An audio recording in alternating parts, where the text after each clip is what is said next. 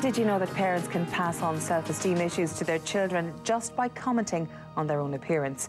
Remarks on negative body image and playful teasing can lead to serious self-esteem issues in children, even resulting in eating disorders. Today we're finding out how parents can stop their child from developing complexes and boost their self-esteem. Here to tell us more is psychologist Sascha Mayman. Thank you very much for coming in this morning. And just before we came on air, you were talking about how easy it was for children to pick up things from their parents, and you illustrated the F word as a comment, as a possible example, sorry. So if parents use language and children, the minute they start talking, can pick up something like, oh, the F word, how easy is it, therefore, to pick up the low self-esteem and negative body images from a parent?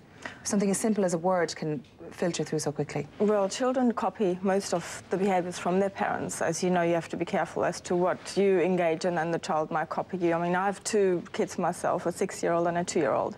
Now, the 6-year-old, to get the 2-year-old to do what she wants to do, copies exactly what I say. Do you want to watch Barney? Well, if you want to watch Barney, you stop doing that. And it's amazing. I see myself, you know, in that child. So while we have to always, you know, be aware of what we speak in front of our children, we also have to be quite careful as to how we criticize our own body, because they might feel, well, it's very important that mummy is worried about her weight. Should I be worried about my weight? Yeah. So it's important that the kids get really good self-esteem. Yeah. So if mother keeps, when they're doing the grocery shopping, oh, there has to be low fat, looking at calorie counting everything, like going to the gym or curves or Weight Watchers or whatever, that is very easily filtered through to a tiny mind. Yeah, absolutely, and I think it's important parents are aware of that. I mean, we want to have a healthy body. We don't want to get overweight either. So in this society, it's very easy to consume too much food, and there's always the snack and the treat, and when it becomes too much, you can have the flip side that they get overweight. So I think if you focus on sports, healthy activity and a balanced diet, a little bit of a treat every now and again is okay, but just don't have too much of the one thing. And most of all, you know, we're very busy these days. To get a child to feel good about themselves, they need to feel that they're loved. You know, lots of hugs and kisses, even though we're busy and we're running around. You know, spend some time with your children, go sit down with them, be interested in their day, and also be a parent, not just a friend. You know, kids need boundaries. They need to feel they know what to expect at the end of the day. So if there's, you know, one day they have this structure and the next day they have that structure, they feel lost. They don't know what to really, you know, expect and feel out of control in that sense, which can lead to low self-esteem as well. Yeah, I suppose in this day and age, children are bombarded with images on television. You've got all the teeny bopper about the kind of the Hannah Montanas. You've got, you mentioned the Brat dolls. They have this, they're wearing makeup, they look quite slim and glamorous, and you've got children as young as 3 and 4 obsessed with these things. Add that to magazines, add that to their parents. I mean, they're up against it, the children of this generation. I mean, how can they come out? How important is it for parents to filter what they are allowed watch and what they're allowed buy them? And they may think by buying the Barbie or buying the Brat doll they're doing a good thing, but is it reinforcing kind of a negative outlook for them? Well, if you just plonk your child in front of the TV and let them watch that without any guidance or any input, then it becomes very destructive. I mean, if you have a child that watches TV too much, it's not good anyway. But talk with your children about what they're watching and give them a sense of normality by not just having these TV images, but also looking around at Tesco and say, look at these people and these people, you know, kind of see the reality of it all, not just what's on TV. That's important as well. I remember recently my sister, I've got 5 of them. I don't have any children myself, but they all have loads and loads of children.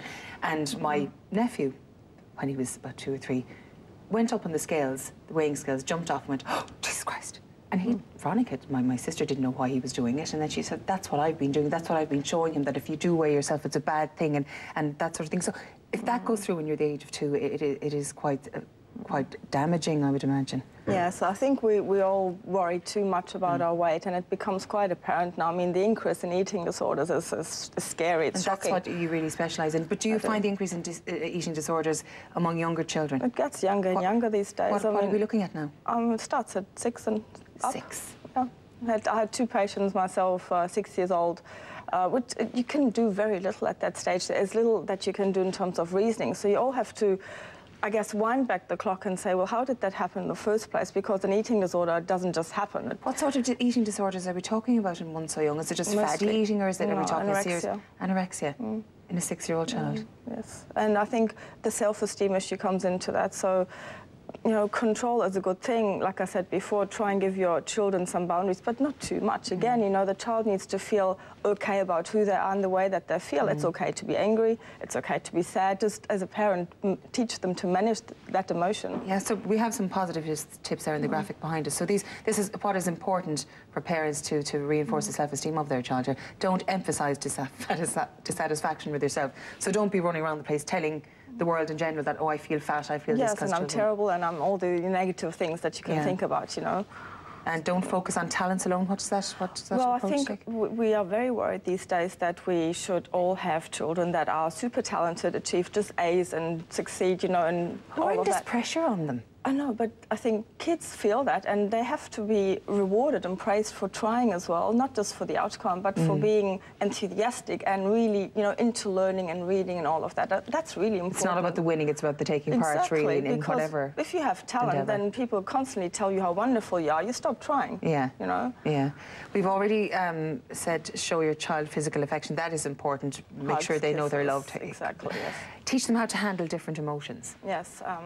The child is angry with the sister. It's okay to be angry. Don't punish them, but don't kick your sister. You know, just teach them how to manage it and say, I feel angry. It's okay to feel angry, you know, but how do you deal with that emotion? I think that's up to the parents to teach the child how to do that. But if they have problems doing it themselves, then it's okay. They can say, look, Mommy really didn't do something right and I want to apologize. Teaches the child that the mother's not this God figure, but a normal person as well.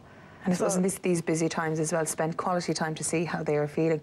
If working mothers, I mean, working parents, it might be 6 o'clock by the time they come home and collect their children. 10 minutes a day is enough. But is it really? But it has to be a concentration of quality time. And it has to be a one-to-one, reading a story even in bed, or just how was your day, you know, being interested in their world. That could mean anything to that child, you know. Not just buy them a DVD, sit down with them and watch it, you know, if you're stuck for time. But that's the most important thing, really, is to lead by example. So if you are self-confident and you are satisfied with yourself and you kind of enrich yourself, therefore you might enrich your children as well. That's the crux. And if you do have a problem, maybe go and see some help.